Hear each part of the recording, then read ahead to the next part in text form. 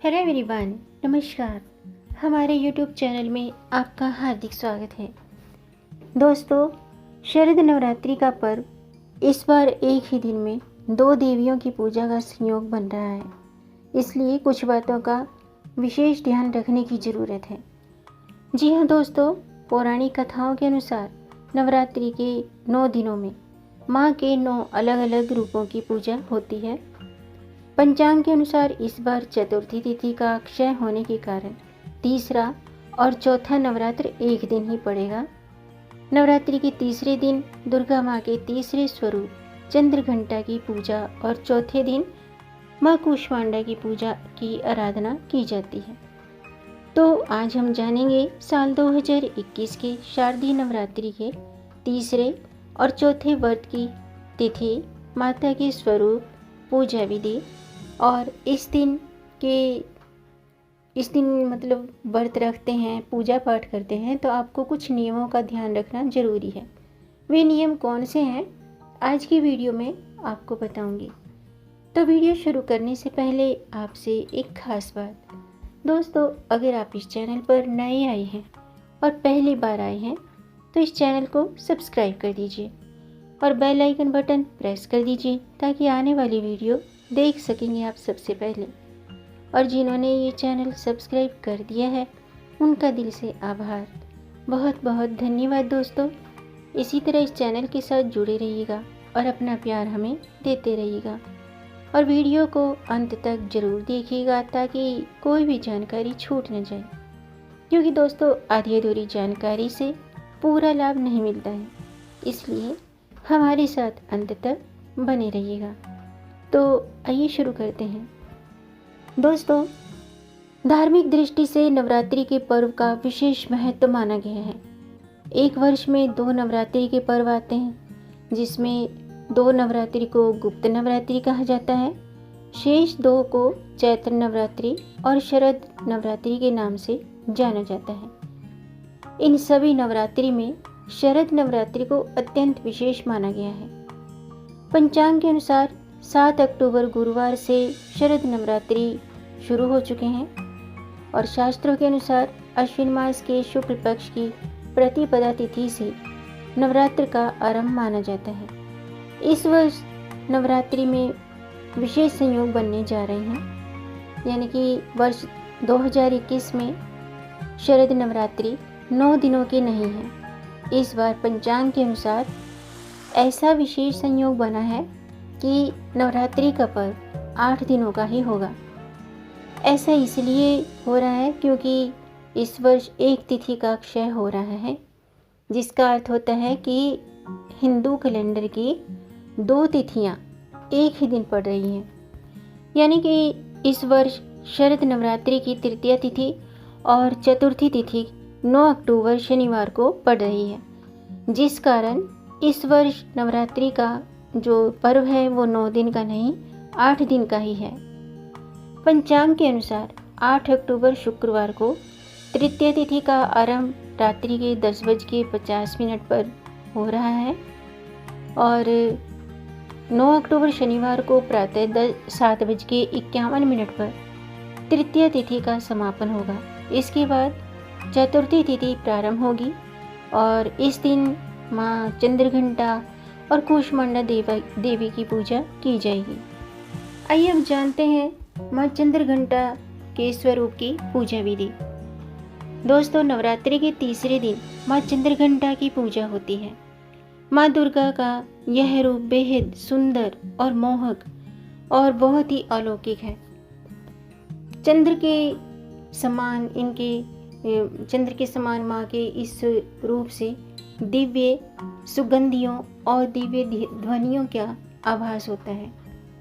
माँ का वाहन सिंह है और इनके मस्तक में घंटे के आकार का अर्धचंद्र है, इसलिए इन्हें देवी चंद्रघंटा कहा जाता है। तीसरे दिन देवी चंद्रघंटा की पूजा से पहले सभी देवी देवताओं का आवाहन करें और फिर माँ चंद्रघंटा को पंचामृत से स्नान कराएं। शास्त्रों के अनुसार इस दिन माता रानी की पूजा में क्रीम व भूरे कलर के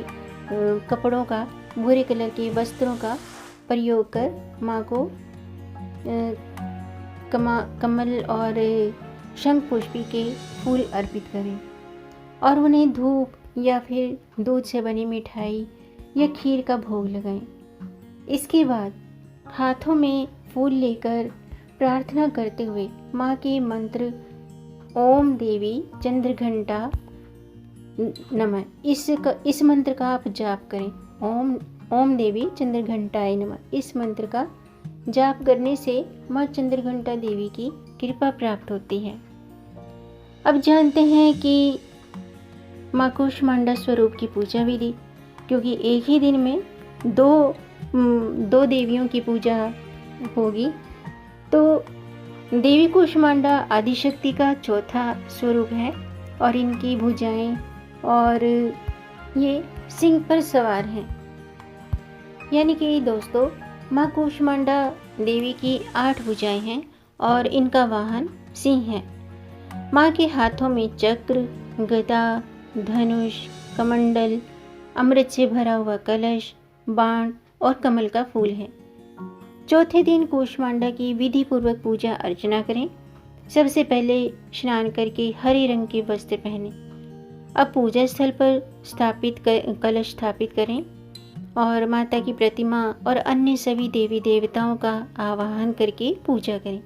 अब हाथों में पुष्प लेकर के माँ के चौथे स्वरूप कूष्मांडा की पूजा करें। साथ ही सच्चे मन से माँ का ध्यान करें और उनकी पूजा में आप उन्हें मालपुए का भोग लगाएं। जी हाँ दोस्तों, चौथे दिन कूष्मांडा देवी की पूजा की जाती है। इन्हें मालपुए का भोग लगाने से घर में सुख वैभव बना रहता है। आइए अब जानते हैं कि आपको तृतीया और चतुर्थी तिथि में किन बातों का ध्यान रखना है। जी हाँ दोस्तों, तृतीया और चतुर्थी तिथि में माँ की पूजा के दौरान आपको कुछ बातों का ध्यान रखना चाहिए। इन दोनों देवियों की पूजा में विशेष नियमों का पालन किया जाता है। स्वच्छता का विशेष ध्यान रखें। इस दिन क्रोध, वाणी दोष और अहंकार से दूर रहना चाहिए और विधि पूर्वक पूजा करें। विधि पूर्वक पूजा करने से विशेष पुण्य प्राप्त होता है। वैसे तो नवरात्रि के प्रत्येक दिन की तरह ही इस दिन भी आप पूरी विधि विधान से पूजा करें। दुर्गा माता की पूजा अर्चना करें। इस दिन घर में तामसिक भोजन न बनाएं और यानी कि प्याज लहसुन का परहेज करें और नवरात्रि के दौरान सुबह रोज जल्दी स्नान करके स्वच्छ वस्त्र धारण करके पूजा करें। और किस कलर की पूजा करने है, कौन सी चीज़ का भोग लगाना है कि मैंने अभी आपको बताया है, तो आप ध्यान रखिएगा। और यानी कि आप स्नान करके शुद्ध वस्त्र धारण करके पूजा स्थल की भी साफ सफाई करें और फिर पूजा करें। नवरात्रि के दौरान सुबह के अलावा शाम को भी विधि पूर्वक पूजा अर्चना करनी चाहिए। घी का दीपक लगाकर आरती करें। अगर आपने अखंड ज्योत प्रज्वलित की है तो 9 दिन इसका ध्यान जरूर रखिएगा। और अखंड ज्योत के कौन से नियम होते हैं इस पर मैंने वीडियो बनाई है, आप उसे ज़रूर देखें। और नवरात्रि के दिनों में पूर्ण रूप से सात्विकता का ध्यान रखें, ब्रह्मचर्य का पालन करें। इस दिन किसी का अपमान या निरादर न करें, किसी का दिल न दुखाएं। अगर आपके द्वार पर कोई ज़रूरतमंद आ जाए तो उसे खाली हाथ न लौटाएं और गौ माता की भी सेवा करें। तो दोस्तों आज के लिए बस इतना ही। उम्मीद है आपको ये जानकारी पसंद आई होगी। अगर आपको ये जानकारी अच्छी लगी हो तो आप लाइक के बटन को प्रेस कर दीजिए, वो नीला हो जाएगा। आपके लाइक से हमारा मोटिवेशन अप होता है। और इस जानकारी को अपने तक ही सीमित न रखें, आगे बढ़ाकर अपनी फैमिली में, अपने फ्रेंड्स में शेयर कर दीजिए ताकि औरों को भी इससे लाभ प्राप्त हो। और अगर आपका कोई प्रश्न है या कोई सुझाव है तो कमेंट बॉक्स में ज़रूर लिखिएगा। मेरे चैनल को सब्सक्राइब ज़रूर कीजिएगा ताकि आने वाली वीडियो देख सकेंगे आप सबसे पहले। दोस्तों मैं इस चैनल पर आपको हर तीज त्यौहार की आपको संपूर्ण जानकारी बताती हूँ, उपाय भी बताती हूँ वास्तुशास्त्र से जुड़ी जानकारी भी इस चैनल पर आपको दी जाती है। तो प्लीज़ मेरे चैनल पर विजिट कीजिए और इन वीडियोस को देखिए। पसंद आने पर लाइक भी कीजिए और शेयर भी कीजिए ताकि औरों को भी इससे लाभ प्राप्त हो। मिलेंगे नई जानकारी के साथ, तब तक आप खुश रहें, स्वस्थ रहें, अपना ख्याल रखें और अपनों का भी ख्याल रखिएगा। जय श्री हरि, हर हर महादेव, जय माता दी। शारदीय नवरात्रि की आप सबको हार्दिक शुभकामनाएं।